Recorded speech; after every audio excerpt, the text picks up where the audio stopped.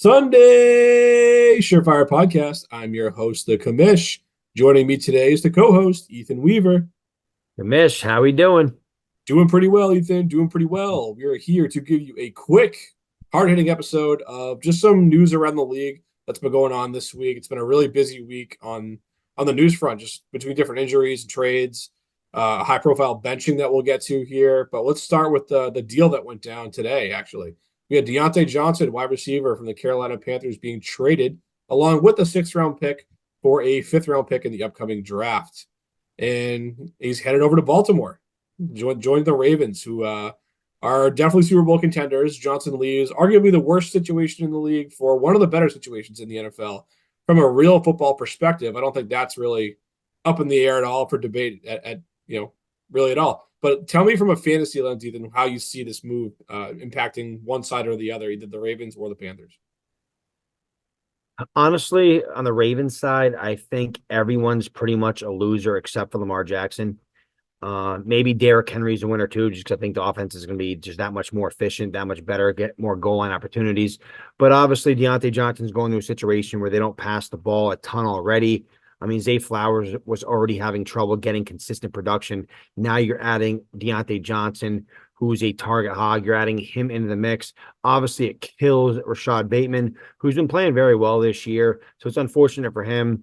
But I understand why the Ravens did it. Nelson Aguilar was their wide receiver 3. Now I think the Ravens, coming off a tough loss to Cleveland, I mean, this Super Bowl window is going to only be there for so long. So I think for the price they paid, obviously Deontay Johnson comes with a contract, but in terms of draft capital, obviously very little to pay for Deontay Johnson. So I think I think Deontay Johnson's a loser. Just because even though he's coming from a tough situation in Carolina, he was getting a ton of targets. He was getting the volume, especially when Andy Dalton was under center.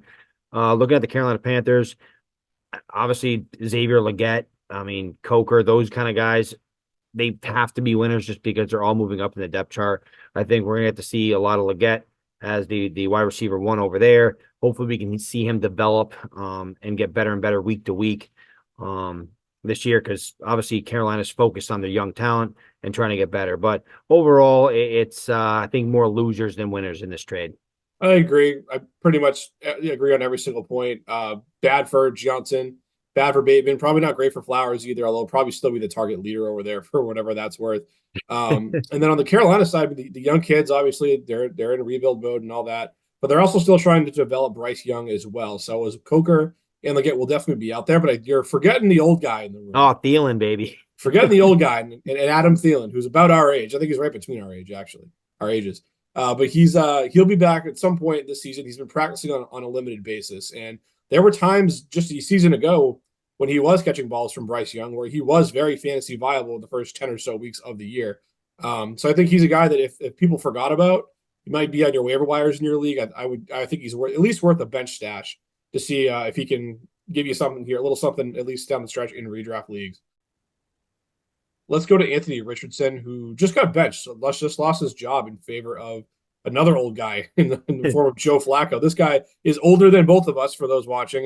Neither of us are quite 39, 40 years old yet. So he's definitely one of the older players in the league, probably just behind Aaron Rodgers. But he's taken the kid's job. A tough decision, obviously. A tough organizational decision, really, when you bench a top 5 draft pick at quarterback, just the second, really his first season as a starter, considering he was hurt in 2023. But they make the call. They put him on the bench. I think it's a bump up for all the wide receivers here.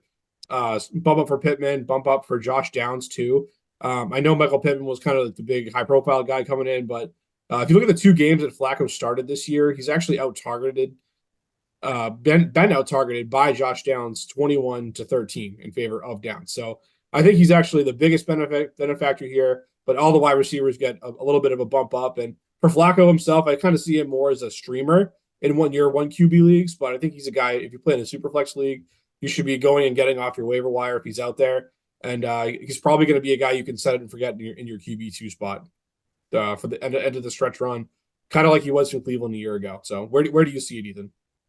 No, I agree. Joe Flacco is a much better option for all pass catchers. I mean, honestly, anybody on the the whole Colts offense as a whole, because Jonathan Taylor's going to get more red zone opportunities, more goal line opportunities. Michael Pittman's going to come back to relevance, hopefully. Josh Downs was already doing pretty decent with Anthony Richardson, but overall, I think everyone's a winner except for Anthony Richardson. But I mean, if you look at Anthony Richardson, the guy that once said the NFL was easier than college football, which I'm sure he's regretting those remarks because that's clearly not true. But I mean, in games he's played like 98, 100% of the snaps, his best completion percentage is 50%. I mean, in the first half last week, he went 2 for 15 and he ended up with 10 for 32. I mean, that just isn't gonna cut it. The week before, 10 completions on 24 attempts, and it's just been the same week in and week out. So he's just had a very, very, very tough season throwing the football. And I mean, he's the only reason why he's getting you some fantasy points is just because of his rushing floor. But quarterback play has just been abysmal, and he's just been awful for all receivers in the Colts room. Yeah, Blacko gives them a better chance to win games right now, and A-Rich honestly just might need some time to another year to develop. Just learning from a veteran in Blacko, so he'll get another chance down the road. But I think it's safe to say his 2023 upside is gone, save for a Flacco injury or something like that. So tough situation there. Another tough situation against the team that the Colts were playing last week in the Houston Texans with Stephon Diggs going down the torn ACL. He's going to miss the remainder of the 2024 campaign. Always tough. You never want to see guys get hurt. But Ethan, talk to me about the kind of the fallout of this and what's going to happen from here in that Texans offense. Yeah, obviously tough for Stephon Diggs tearing his ACL in his older age. I mean, for everybody who have Stephon Diggs, it's just tough. I mean, obviously his dynasty value it's already in rapid decline because of his age. Now it's almost toast. But I think it's massive for Nico Collins when he comes back. He was already the clear alpha wide receiver one when he was playing on the field.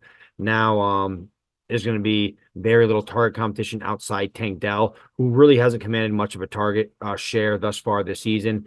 I think Tank Dell is speaking of him is a massive winner, just because Stephon Diggs has been beating him in the pecking order.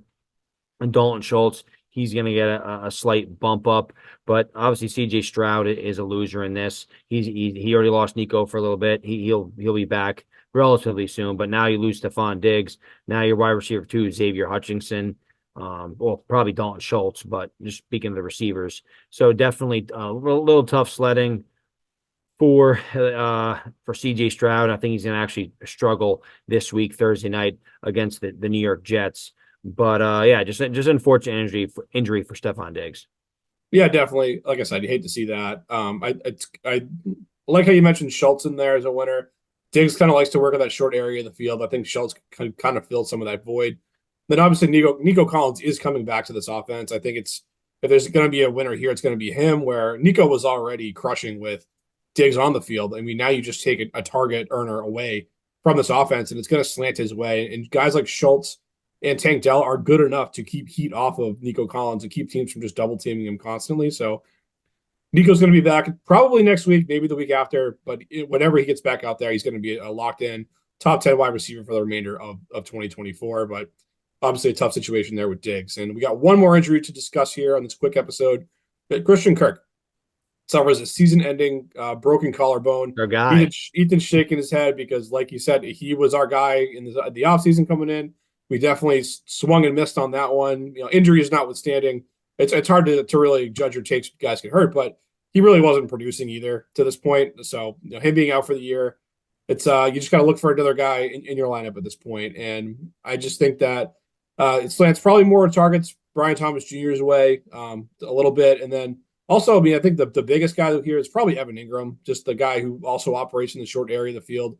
Just really kind of establishes him as a guy that's going to be Trevor Lawrence's quick go-to guy, like he was last season after Christian Kirk went out. That's when Evan Ingram took over and was TE1 for a stretch of the season down at the end of the year. So I think we could see more of that this year. The Jags defense is terrible, which means they're going to be in pass-happy game scripts. And I think that could spell some really good things for Evan Ingram throughout the rest of the season. Ethan, how do you see this one? No, I agree completely. Evan Ingram, I think, is about to go off. I mean, it's kind of crazy. The Jacksonville Jaguars' entire receiving core basically got hurt last week. Gabe Davis was hurt. Crazy. Um, and yeah, and then Brian Thomas, he suffered an injury as well. And then obviously Christian Kirk broke his collarbone. So it's maybe what Parker Washington. He's gonna be the wide receiver one this week. Woof, man. But no, just unfortunate for Kirk. I mean, Kirk had one wide receiver two finish this year, zero wide receiver one finishes. The whole Jacksonville Jaguars offense was just basically anemic all year. I mean, they're just starting to kind of get some kind of traction. Trevor Lawrence has actually put back-to-back decent games, but just yeah, just a lost year for Kirk. Now, I mean, Brian Thomas, if he can play this week, he's going to be I mean, him and Evan Ingram going to be the clear targets, number one and two. I mean, Gabe Davis is still going to be running empty routes out there, doing something. We don't know, but but yeah, no, the biggest winner is Evan Ingram. Evan Ingram, I mean, he's going to get as big of a workload as he can handle. Totally agreed on that one. And folks, to make sure you're not missing any Sunday Surefire content, make sure you hit that subscribe button. It's a big help when you do that. And until next time, folks, peace.